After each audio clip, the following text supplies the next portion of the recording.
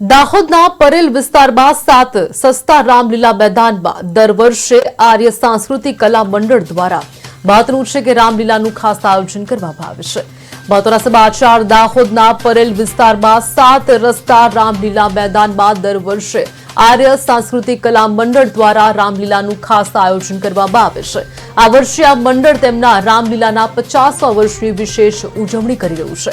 આ રામલીલાના આયોજક મૂળ રૂપે ઉત્તર પ્રદેશના છે અને 1973 થી સતત આ પરંપરા જાળવી રહ્યા છે। આ રામલીલાનું મુખ્ય હેતુ આદિવાસી વિસ્તારોમાં ભગવાન રામ વિશે જાગૃતિ લાવવી છે।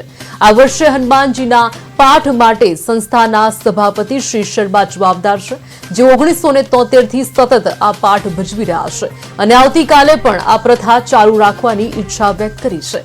રામલીલાના નાટકોમાં આજે હનુમાનજીએ માતા સીતાને મળવા માટે લંકામાં પ્રવેશ કર્યો। રાવણના આદેશોને હનુમાનજી દ્વારા લંકામાં આગ લગાવવાનું દ્રશ્ય જીવંત રીતે રજૂ કરવામાં આવ્યું હતું। દશેરા દિવસે અહીં 50 થી 60 ફૂટના રાવણના પુતળાનું દહન પણ થાય છે, જે હજારો દર્શકો માટે આકર્ષણનું એક કેન્દ્ર બને છે।